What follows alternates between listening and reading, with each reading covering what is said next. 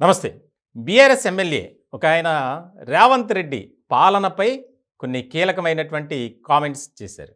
ఇప్పటివరకు మనం చూసాం బీఆర్ఎస్ నేతలు కాంగ్రెస్‌ని టార్గెట్‌గా చేసుకొని మాట్లాడుతూ వచ్చారు.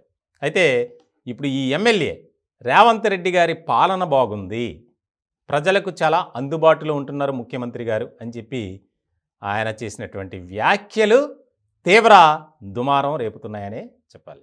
పటాన్ చెరువుకు సంబంధించినటువంటి బీఆర్ఎస్ ఎమ్మెల్యే గూడెం మహిపాల్ రెడ్డి ఆయన ఒక కార్యక్రమంలో పాల్గొన్నారు. దానికి సంబంధించి ఒక ఆసక్తికరమైనటువంటి వ్యాఖ్య ఇది.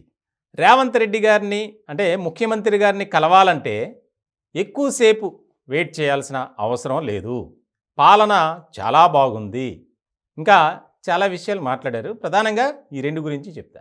ఆయన ఇటీవల కాలంలో నలుగురు ఎమ్మెల్యేలు కలిసిన వారిలో ఈయన కూడా ఉన్నారు. ఉమ్మడి మెదక్ జిల్లాకు సంబంధించినటువంటి నలుగురు ఎమ్మెల్యేలు సీఎం రేవంత్ రెడ్డి గారిని జూబ్లీ హిల్స్లోనే ఆయన నివాసంలో కలిశారు.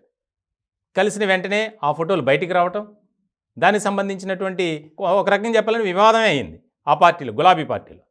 వెంటనే వారు ప్రెస్ మీట్ పెట్టడం, మేము నియోజకవర్గాల అభివృద్ధి కోసం నిధులు కేటాయించాలని చెప్పి మర్యాదపూర్వకంగానే కలిసాం తప్ప ఈ కలయికలో రాజకీయ కోణాలు లేవు అని చెప్పి ఇప్పటికే కాంగ్రెస్ నేతలు ఒక రకమైనటువంటి కామెంట్ చేస్తున్నారు. 39 మంది ఎమ్మెల్యేల్లో 30 మంది కాంగ్రెస్తో టచ్లో ఉన్నారు అని చెప్పి. ఇలాంటి క్రమంలో ఆ నలుగురు కలవటం, తర్వాత ప్రెస్ మీట్ పెట్టడం, తర్వాత జరిగిన పరిణామాలన్నీ మనకు తెలుసు. ఇట్లాంటి క్రమంలో తాజాగా ఈయన కూడా ఉన్నారు ఆ నలుగురిలో. ఇప్పుడు కామెంట్ చేసిన విధానం చూస్తే అంటే ఏదో జరగబోతుంది, భవిష్యత్ కాలంలో బీఆర్ఎస్లో ఉన్నటువంటి కొంతమంది నేతలు కాంగ్రెస్లోకి వెళ్ళడం ఖాయంగా కనిపిస్తుంది అని రాజకీయ వర్గాల్లో విస్తృత స్థాయిలో చర్చ జరుగుతుంది.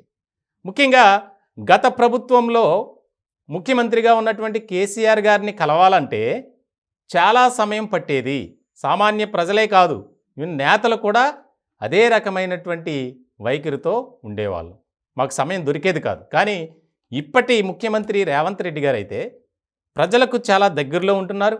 ఎవరినైనా సరే వెంటనే కలుస్తున్నారు, మాట్లాడుతున్నారు. ఆయన్ని కలవాలని వెళ్ళిన వారిని కూడా ఎక్కువసేపు వెయిట్ చేయించట్లేదు. పాలన కూడా చాలా బాగుంది. ఈ రకమైనటువంటి ఆసక్తికరంగా ఆయన మాట్లాడారు.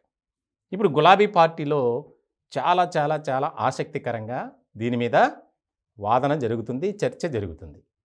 ఇప్పటికే అధికారాన్ని కోల్పోయి పార్టీలో ఉన్నటువంటి క్యాడర్ అంతా ఒక సైలెంట్ మోడ్లో ఉన్నటువంటి పరిస్థితుల్లో తాజాగా జరుగుతున్నటువంటి పరిణామాల నేపథ్యంలో ఈ రకమైనటువంటివి చోటు చేసుకోవటం గులాబీ బాస్కు అంతు చిక్కడం లేదు.